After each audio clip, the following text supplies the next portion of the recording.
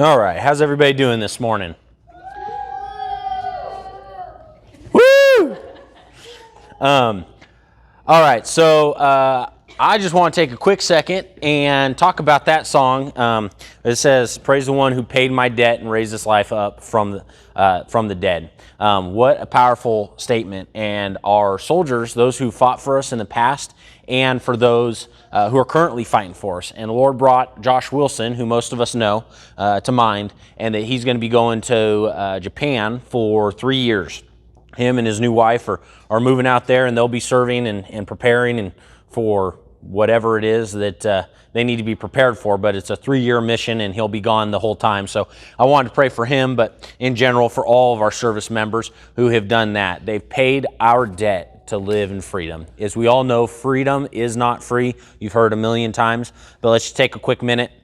Pray for him and our service members for the price that they paid, our debt, so that we can have this life that we do and the way that Jesus did as well for all eternity. So, Lord, just thank you so much. Thank you for today. I pray that you would use me as your tool, that you would use the words that come out of me to speak to each one of the people here today, to encourage them in what you want to do in their life and to show them how great you are once again. I pray, God, for each of our service members that are serving this country and fighting for freedom and standing in that gap for us, who are paying that debt, who are paying the price of freedom.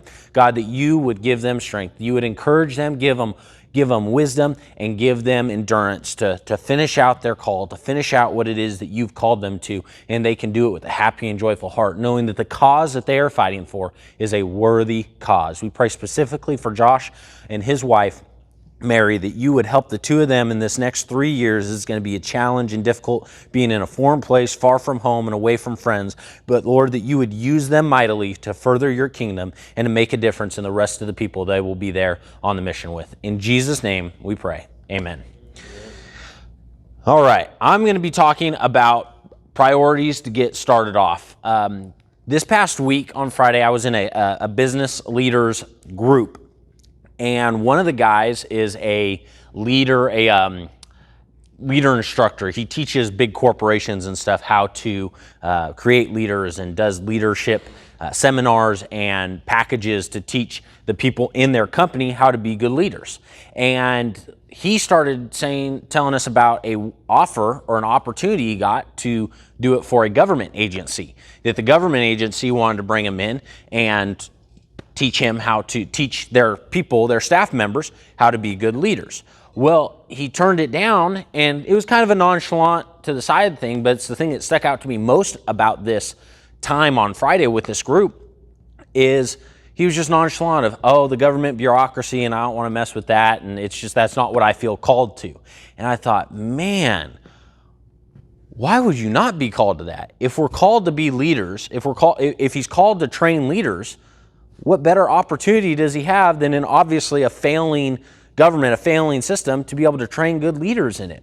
Why would you skip out on that opportunity? And as Christians, isn't that exactly what we're called to do? The hard stuff, not just the easy stuff, not the ones, the business people where we feel comfortable, but maybe the one that stretches us, maybe to be a part of a system to help somebody who's asking for our help that maybe we don't necessarily want to do because it's not where we feel called, right? And I just got to thinking about that. And it wasn't like he said it with all this conviction and I'm really struggling with it and prayed about it. It was like he just counted it off because it was government. So again, it struck out more to me as that seems to be a common attitude when we talk about government in Christian circles. That somehow we've believed as Christians that Christianity doesn't necessarily have a place in government, or that our call isn't to government. And I'm here to tell you, I'm not saying this as the church's theology. Me and Matthew and the elders have not discussed this as far as this is the church theology. I'm telling you what the founders believed. I'm telling you what they decided and what they acted out, and the priorities that they set in their life in order to achieve the greatness that they did. You've heard it said a lot of times that it's God, family, country, or God, family, work, or the priority list is some form of fashion that way. And that's not what our founding fathers believed. In fact, Benjamin Rush said that it should be God, country, family. And the reason why is because if you are serving your country, or your country can be the greatest evil to your family if it's not serving God. And so what good does it do you to have your priority as family and have your country be crap, be taking those freedoms away that give you the opportunity to enjoy your family, as we see in places like Venezuela, and you see the evil regime that's going on there, and the lack of freedom that they have, and the poverty conditions that they have. Are you telling me it's not more worth it to fight for a good country so that your family and generations can be better off, that they can have the opportunities that we have here in America because of what our founding fathers, our ancestors did for us? That's a pretty big deal, what we get to enjoy today. We get to share a lot of good with the rest of the world. The 3% of the population that America makes up in the world is 97, 95% of the gross domestic product. That's a pretty big deal. So we really need to take into consideration that it's not just about us and our immediate family, but it can be for generations and a legacy to prioritize government, to prioritize our country's good for the sake of our family. And I think the two can be one and the same thing. And again, I'm not saying this is hard and fast rule. I'm saying this is some of the arguments for that, as well as this is what our founding fathers did believe, and it's what they acted on, and we're receiving the benefits of those decisions now. And again, if we're Christians, if we truly do believe what we say we're going to believe, C.S. Lewis said, if the Bible is real, it's the most important book in the world. If it's not real, if it's not true, it doesn't matter at all. Throw the whole thing out the window. And it couldn't be more true. As Christians, if we believe in the Bible, if we truly believe that is our hope and our salvation, that there's a life after this, an eternity with Christ, and everything will be perfect then what does this life matter? What does this 90 years matter to sacrifice our life for whatever it is God's calling us to do, and to make sure that the generations after us have a better opportunity to know Christ? I would argue that here in America, there's a better opportunity, a better chance of a child growing up getting to know the Word of God than in most other places in the world. They will see it somehow or some way. There's a lot of evil that's come with it as well. We're all aware of that. But there's a lot of good. There's a lot of opportunity for God, for Christ, and for Christians to move here in America because of the freedom we have.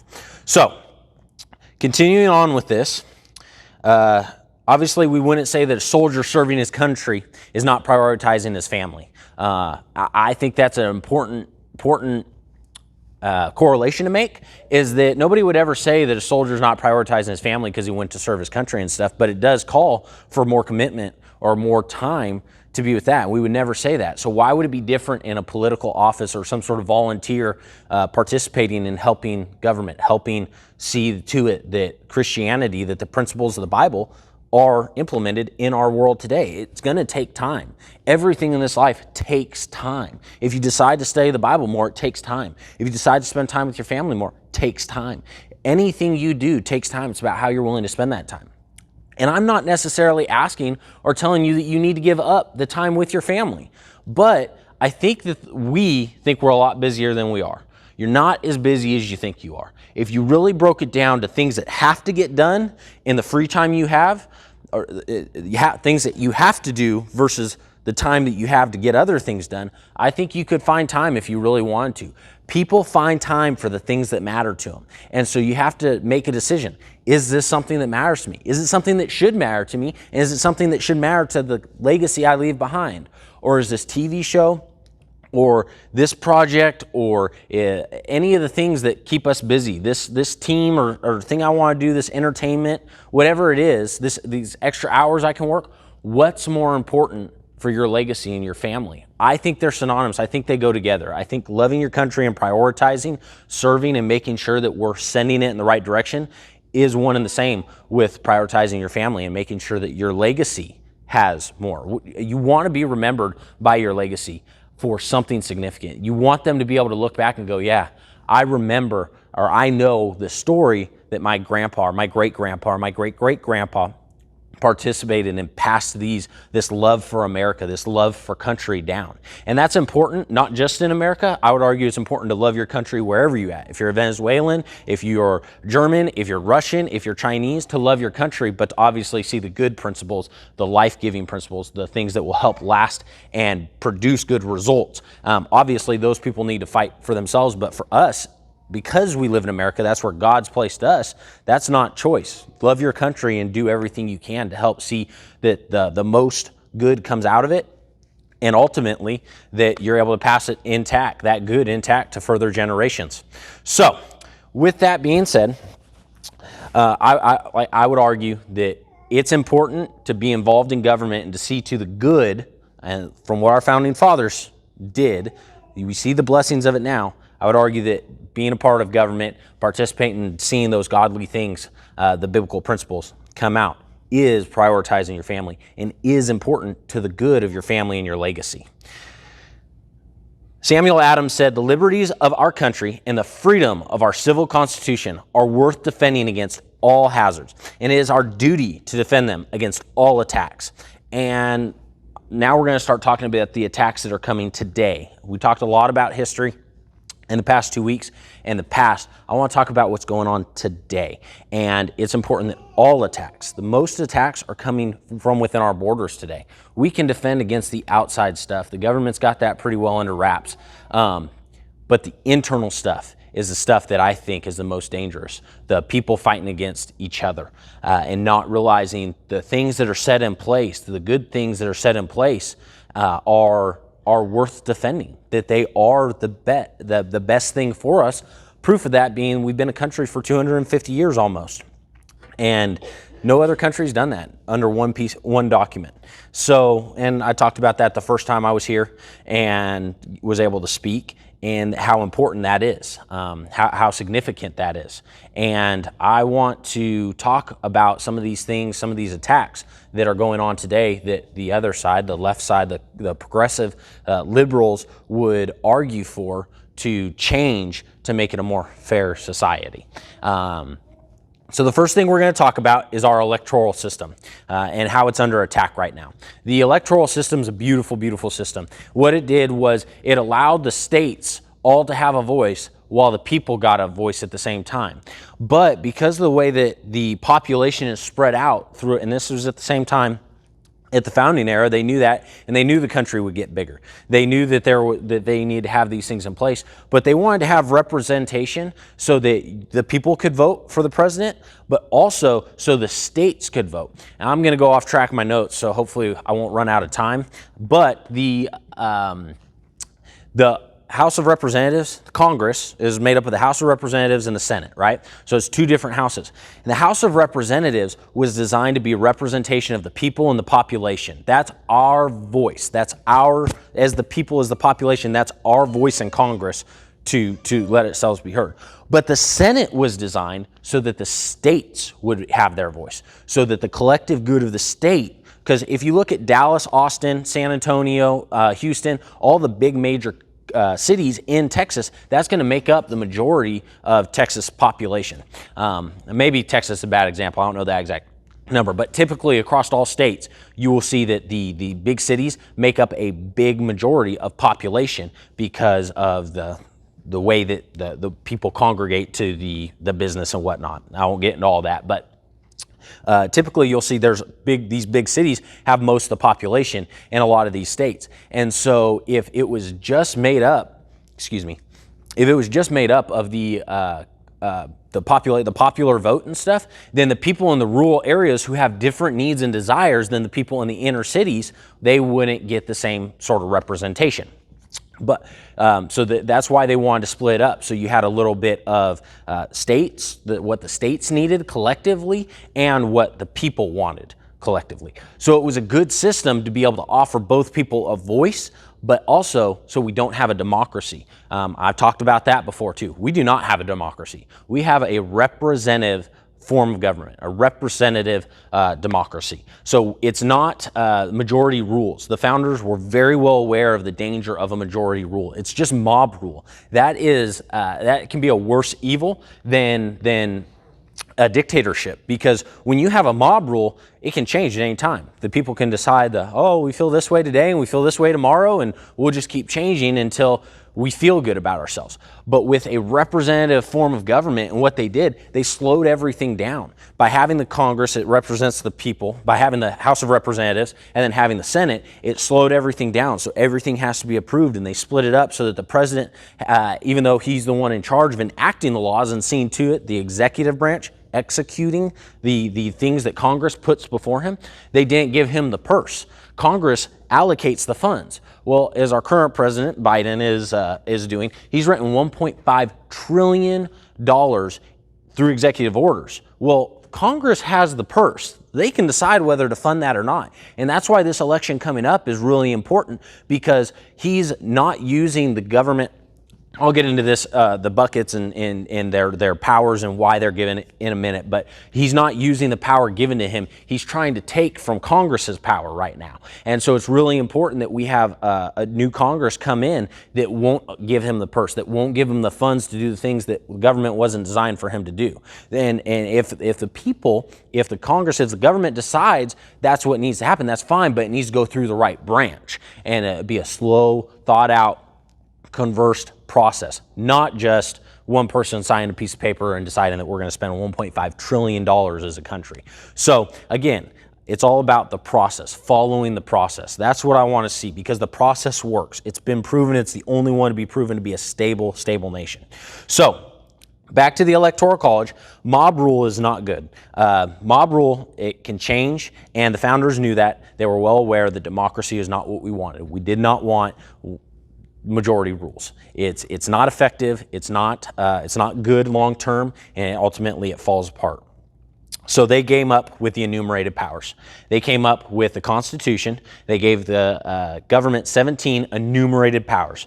You could argue an 18th, but we're going to stick to 17. And I can go into more detail with this later. I don't have time to go through all the enumerated powers. Probably need to do a Constitution study group, in order to get through all those and really explain it. But Thomas Jefferson said, in the question of power, let no more be heard of confidence in man, but bind him down from mischief by the chains of the Constitution. When they wrote the Constitution, they knew that they wanted to have something that people could fall back on, that the government was only given these powers. This is it. This is all they're allowed to do. They are not allowed to do anything beyond what we give them. All the rest of the authority and power goes to the states. But the federal government is only allowed to do the things, written in the Constitution. And the best way I know to explain this is a bucket analogy. So we're going to say we have 3 buckets, okay? So there's the bucket for the executive branch over here, the bucket for the Congress over here, and then the bucket for the judicial branch over here. So you have the president, Congress, and the judges. And each one of them was given different powers under the Constitution.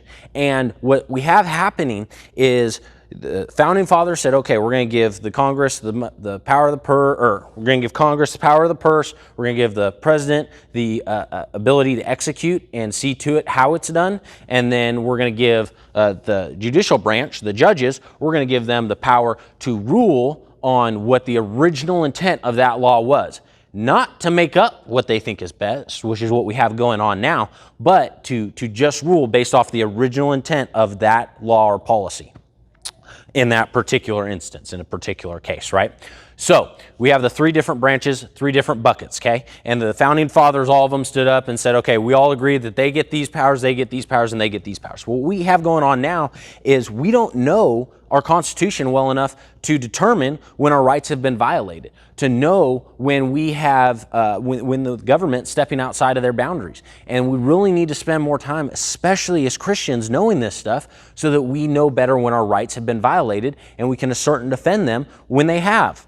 So we need to know what powers the president has so that when he doesn't do it, that we're able to speak to our circle, to our platform, to those we have influence with, and we're able to tell him, no, he's not supposed to be doing that, and get the word spread so that we don't continue to allow and continue to elect the people who are abusing the powers that that were not given to them, but just taking them. So you have president coming over here and taking some powers from Congress. You have Congress coming over here and taking some powers from the president and from the judges. And then you have the judges deciding, well, we get to make law and case law and stuff, so we're just going to take all the power from them, and we're not going to worry about what's in our bucket. We're just going to go take some stuff out of their bucket and use that as our power.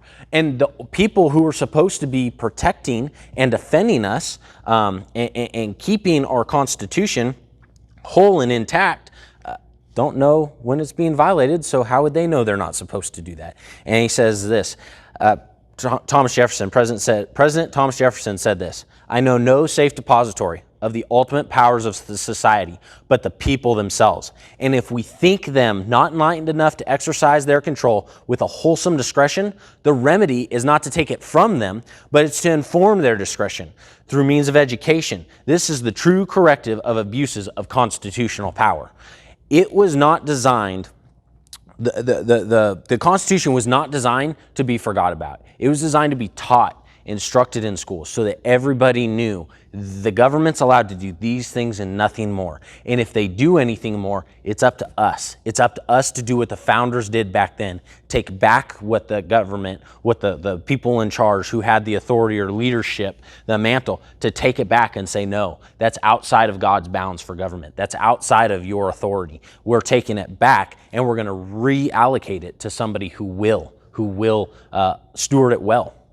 And that's what's beautiful about the Electoral College and our voting system, is it still allows us, if we'll get involved, to remove those people representing us, but it also isn't a democracy where it's mob rule and we just go and throw them out and there is an uncivil society. We can still have a civil society, but when somebody has violated our rights, we're better prepared we know that they've been violated, and we're better prepared to change it and make the necessary adjustments in the next elections. That's why our elections are so quick. That's why the House of Representatives, every 2 years, people are getting, you have to get elected every 2 years or seats change, so they're the most accountable to the people, because they're the ones with the most power. We have the ability to remove them if we'll pay attention and get involved and be in the know. We have the ability to remove them from office as soon as we see that they're no longer serving what we sent them there for.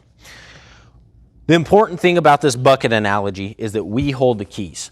As the people, if we need to change powers, if we need to decide, you know what, we need to add another power to Congress, we need to give the judges more authority or add more judges, if we need to change something about the president's office, we have the power as the people to change that, because Congress is the only one who can add those things, who can propose amendments and make those changes as necessary. But they have to go through the process in order for it to work. And it's a long, slow, thought out process like they talked about. That's the way they designed for it to be. And it's a system that works very well. It's worked for many years, 250 years, like I said before. It's worked very well, and we need to not hate the system or be frustrated with it. We need to work the system. We need to know why it was designed that way. These people dedicated their lives. They sacrificed everything, our founding fathers and the people who fought for us, so that we could have this system. People dedicated their lives to it. Is it so much to ask us to learn about it, to know it, so that way we can utilize it and work it to its best ability? It's provided us so much stability over the years. And it's not, I mean, it takes an hour to listen to the Constitution, and in school, we really ought to be teaching it. Let's face it, right? We go through the Constitution, but I mean, I don't remember anything in school about the Constitution and what they taught. But if we were able to really spend more time, understand our government, the purpose behind why we're doing it, not just that it's in there, I think that we would be better prepared and ready to defend it. The same as our faith, right? Christ talks about that. Be prepared and ready to give an answer for your faith at all times. That it's one thing to just know it's in there. It's a whole nother reason to understand, to know why it's in there, to know why it's important, to know the backstory behind why it is that God calls us to do these things and the benefits that we receive. It's not enough to just know the verse. You need to understand the context and the purpose of it and the benefits that it will give you in your life. I want to hit more on the states and the importance of the government was given the power to to rule on certain things, that they wanted them to deal with our foreign affairs. The founding fathers believed that the federal government would do a much better job of dealing with our foreign affairs, and the states themselves would be able to rule and decide on the internal, the domestic affairs much better. And the state government is much more important than what we give it credit for. The state government is designed to be our circle of influence, where we get to have the most impact, where we get to see the most change in our lives. That's the way it was designed. But people are so worried because of today's social media, national news, and politics and drama that we focus most on the federal government. And that should be dealing with mostly foreign issues. And we should really be worried more about the domestic issues in our home state of what's going on and what we need to do. So talking about the things that are a danger to our society, to our way of life, that I think is the most important thing, is to recognize what's going on, to see what the other side is trying to change, to see what needs to be changed. There are certainly things that need to be changed. It's been 250 years. Life changes a little bit, but if we use principles rather than just coming up or deciding that something's different. They like to bring up postal roads and stuff like that. Well, it was different back then, and life's different. But if you have a principle that pertains to those things, then it doesn't matter the specifics of it, as long as it's a principle. I wish I would spend a little more time on writing that out. I know I'm not making very good sense, but what I'm trying to get to is we need to put principles in place, not necessarily specific laws. Those things, specific laws, are good and stuff, but to focus on the principles and make sure the principles of why we're writing the laws and doing the things we're doing is the most important. And that's what the Constitution was set up to do. It was meant to be timeless, so that any principle they put in it, any law they put in it, was really a principle, so that it didn't matter the time. It would not change the validity of what they put in there. Does that make sense? So all that, it's important to look at the principles of these things and to make sure that they are lining up with Scripture, to make sure that they are part of God's form of government by knowing Scripture and by knowing our Constitution and the purpose behind why it was written. So that's all I have as far as this stuff goes today. I did want to open it up for a little Q&A time if you guys had any questions. If there was something particular that you thought of or wanted to bring up and address together as a congregation, kind of open it up for a little bit of conversation, and I will, if I don't have the answer, we will get to the bottom of it. So, does anybody have any questions? Actually do. What's up? So you talked quite a bit about how we're founded on one document, and it's the longest lasting country under one document, but there are amendments. So how does that fit together? Because wouldn't it be an altered document from the original then? Yes, yeah, so it would be, but the original document made provisions for that. So it's in a lot of other countries, there are hundreds of amendments to a document, to a constitution or any sort of governing document. There's usually hundreds of it in a matter of 17 to 20 years, 5 years. I mean, we've only had 27, and of those 27, 2 of them were to make laws and 2 of them were to take away laws. So it's really more like 23 amendments that actually stick, which is a pretty incredible number. So the amendments, yes, it does change it and we're adjusting it, but we're not doing a complete rewrite. And the founding fathers knew there needed to be a path, a means, a tool, a vehicle to do that, because things do change. Obviously, prohibition, they decided, we need to get rid of alcohol. That will fix a lot of things. And they saw, well, that didn't do what we were intending for it to do. Let's put it back. And that's a good thing. That's the proper role of government. That's government working well. That's a good example of the purpose of government and why they did it. So, any other questions? Nicole? Does Wallbuilders have a book or resource to learn more about the system of government and the different branches? So they do, and it's something that we will probably do at some point here in the church. It's a small group format done by Rick Green. He's the host of Wallbuilders, and it's Constitution Alive. And I think it's some constitutioncoach.com or something like that. I can look it up and get with me afterwards, but they do have a program, and I believe it's a 10-week program that's designed to be a small group where you do a deep dive on the Constitution and you look at each one of those enumerated powers and more of the history behind it, the importance of it, and the application for today. Anybody else? Do the states have executive, judicial, legislative branches like the federal government, or is it slightly different? Yes. So in the Constitution, I believe it states that it's the federal government's responsibility to ensure that there is a government set up in the states. Here in Texas, we have the exact same form of government at the federal level as we do in the state level. We have a House of Representatives that's made up of representatives from our counties and our districts that they have divided the population into. And then they have, so they have a House of Representatives, and then they have a Senate as well. They have the executive branch would be the governor, and then the judiciary branch would also be the judges, the state judges, because there's a difference between state judges and federal judges. And depending on, I'm not all up to beat on how you get to those different levels and whatnot, but it does get escalated. So you start at a local level. If there's not an agreement, you can file to go to Superior Court and so on and so forth until you reach the Supreme Court, and the lowest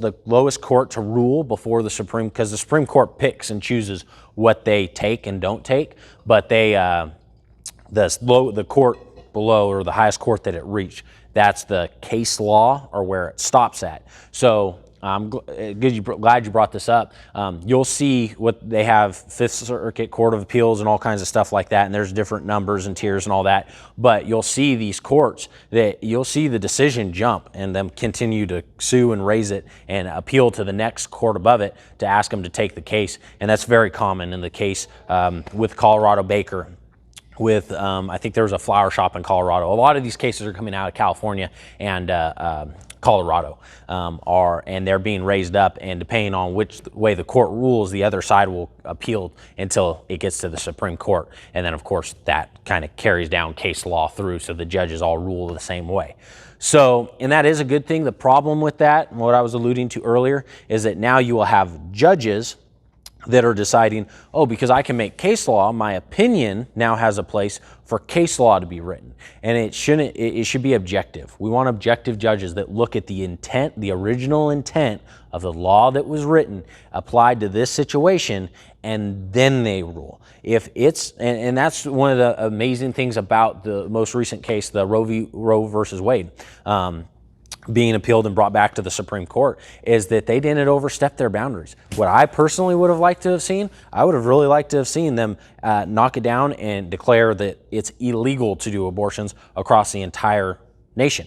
They didn't do that because it's not their job. They stayed in their bucket and they said, all we can state is that this is an unconstitutional law. This was a bad decision made years ago. And I'm sorry? On the federal level? On the federal level. And so they're saying this cannot be a law federally. It goes back to the states. Now, I would also argue that our Constitution says life, liberty, and the pursuit of happiness, or I guess that's the Declaration, but it talks about protecting life. The governments are instituted among men to protect life. And so I look at that as they should be stepping in on a different case and whatnot.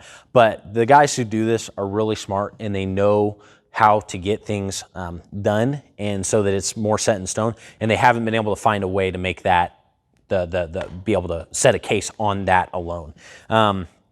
I think it's pretty obvious, but at the state level, you can do that, and you can make those arguments to try and get it done. At the federal level, the only way to do it would be an amendment, which would be great, but we just don't have the people. Because again, in order to do an amendment, you have to have a majority, a 2/3 majority, not just a 50% majority. You have to have a 2/3 majority in order to get everything passed, which again eliminates mob rule, so that you don't just have 51%. Because you see the way that the House and the Senate and the different houses go back and forth all the time at different elections, and because of time and different things that happen, it's just this minor percentage. So you don't want to have, that's I think what prevents us from having all these amendments passed And in having 300, 400 amendments in our Constitution, we only have a few because it's such a difficult process. Because again, we're not trying to rule from the federal level. That's what everybody else has done for years. We're trying to rule at the local level. We want our local government to be the strongest and to make the most rules and laws for us in what we want. Because people here in North Dallas need different rules than people out in East Texas. They need different rules than those out in Wyoming and Montana where the population's less dense. They may not need the same speed limit laws and all this stuff. It's not the same danger. So you don't want somebody in New York City making laws for somebody in Ohio. It's not the same. It's a completely different environment. And founders knew that. They were aware. They realized that at the Constitutional Convention, as they were all talking, everybody had a different idea. And they're like, well, how are we ever going to agree on every little thing as a federal government? They knew they needed to split up and allow them the freedom, because it seemed like the states could agree on what they wanted, but they couldn't all agree collectively. And of course, it's the more people you get, the more difficult all that's going to be. Everybody's going to have a different opinion. But does anybody else have any questions? So what specifically is the difference between the House and the Senate, not just in? Yeah, so the House does write it, and anything that goes through the House of Representatives, through the people's representation, then has to be confirmed by the Senate. So it has two opportunities, and I don't know all the details. We'll have to do the Constitution course to really get into the deep details of everything they do. But I am glad you brought that up. I meant to spend a little more time on that earlier.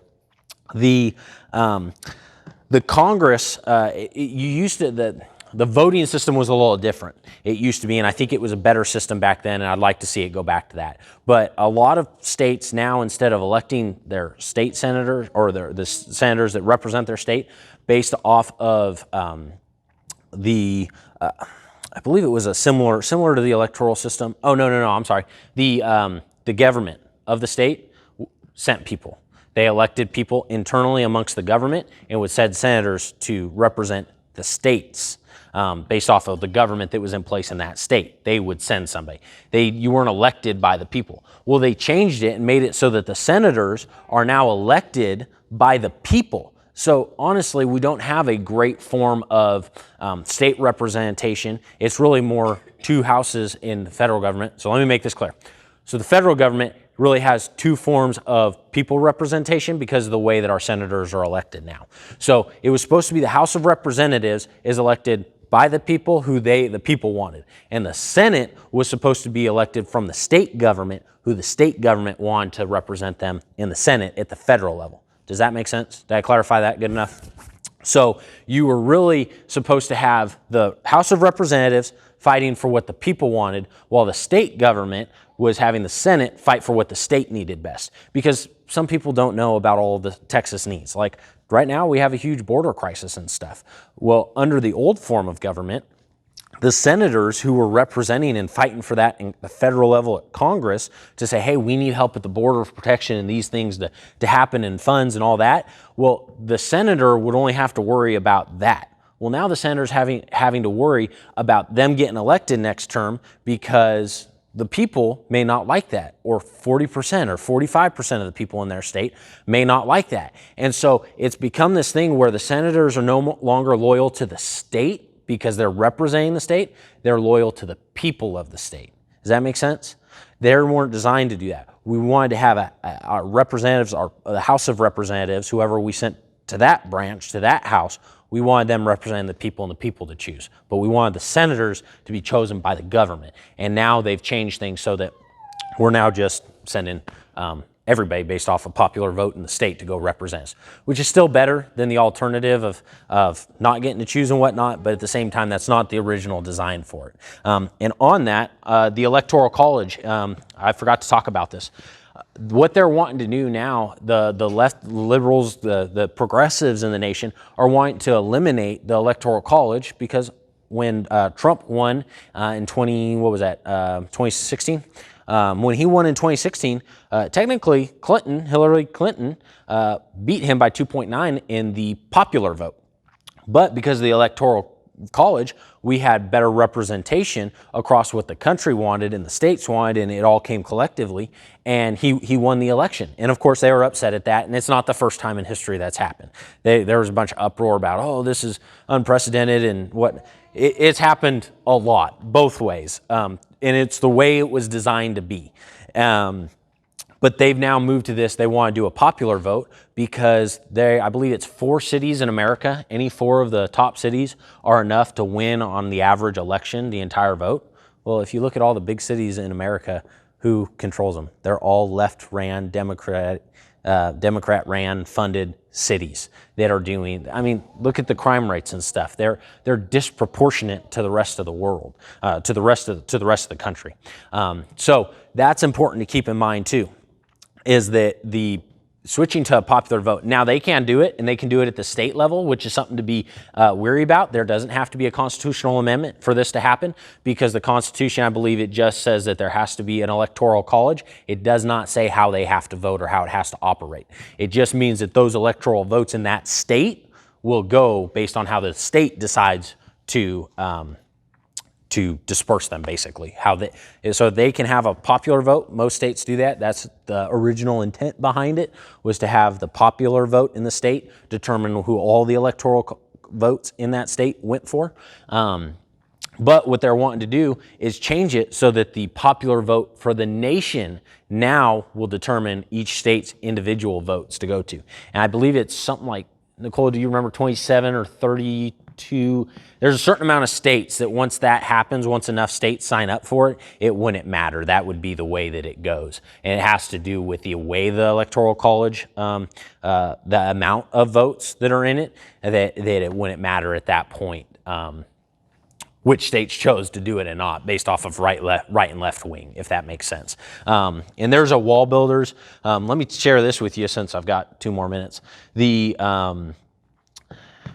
On wallbuilders.com, you can go on there, and if you click the library, it has, you pull it down and you can click Study View, and then it'll pull up a Google search bar, and you can search the entire Wall Builders website. It's very good. It works very well. And you can, all these things you're talking about, there are articles and videos that you can go and watch and listen to learn more about each one of these topics. Anybody have anything else? Nicole? Mm-hmm. Would we then have the ability to impeach the vice president, and et cetera, to keep going down the line until we get somebody we're happy with? You could. You absolutely could. Obviously, when you impeach the president, and learned this when it was happening with Donald Trump, obviously he was technically impeached, but he wasn't convicted. Impeachment is kind of somewhat of a sentence, and I don't know all the inner working details and stuff, but he was impeached in the House, and then it went to the Senate, and of course wasn't convicted and wasn't carried out. So they just had one of the bodies, and again, that's the problem with majority rules, is that majority rules can now just throw a president out, even though that would be considered mob rule at that point. So that's why the checks and balances are there. But yes, theoretically you could. Obviously it takes a long time. It's not a quick process. So in order to go down, and because the way that now this is what some of the amendments are about, is changing it so that it's going to take a couple more minutes, so sorry guys, you're going to have to bear with me. When the president originally was set up in the way that he was voted in, the vice president was the person who got the second most votes. So you had a president who was elected into office, and their opponent that they were running against, who received the second most amount of votes in the presidential race, became their vice president. So you have the president trying to get stuff done, and the guy who's supposed to be helping him with the second most power is on the opposite team of him. And so they realized, okay, hang on, this was a bad design. We need to make an amendment and fix this. And of course they ultimately did, but at that time it maybe would have been a little bit better to impeach a president, because okay, now we know we're getting somebody new. This guy did some really bad stuff, and now the vice president comes in as the president. If he was to be convicted and impeached and thrown out of office, now you get a whole different set of morals and characters. The problem we have today with that change is now the president will bring in a whole new staff, right? So, okay, well, what good does it do us to throw Biden out of office to get Kamala Harris to be the new president? She's possibly more liberal and progressive than what we're dealing with Biden. So his whole staff all the way down, and of course the representative, it would change where in the Speaker of the House, they at some point, I think they might be third in line or fourth in line, something like that. That would be a good place for it to change if we had control or if the other party had control. But based on the way that the last few elections have gone, it seems to be that they're pretty close, or that it's all about the same time. So very good question though. But yeah, it can happen, absolutely. It takes a long time, and typically the people under them and the staff under them, I believe it's the Vice President and then the Secretary of State, if I'm not mistaken. But those two people are chosen by the President anyways, so you'd have to do 3 before it goes to the next opportunity for policy to really change. Impeachment is really not meant because they have bad policies we don't like. It's because they commit a crime or do something egregious or outrageous to the country, commit treason or something like that, to get them out of office and just allow the next person in their group, in their political party or whatnot, to come in, and hopefully they weren't a part of the collusion in the first place. So hope that helps. I hope that you guys have found this series enjoyable. I hope that you have a new passion and desire to participate in local government and see that it's more than just something fun to get involved in and be a part of, but that it's a duty. That we have a duty as Christians to be involved and participate in our government and to offer that which God has given us, the freedom that we have. We have a duty to use it for the good of the world, our nation, and our families, most importantly, to leave a legacy and remember that the light of liberty didn't burn out on our watch. But we stood in the gap. We used the freedom we were given and the tools through the Constitution, the Declaration, to the state government. We used that to continue passing freedom on to generation after generation after generation. And it's not politics. Government is not separate from Christianity. So I'm going to pray real quick, and then Matthew, are you coming up?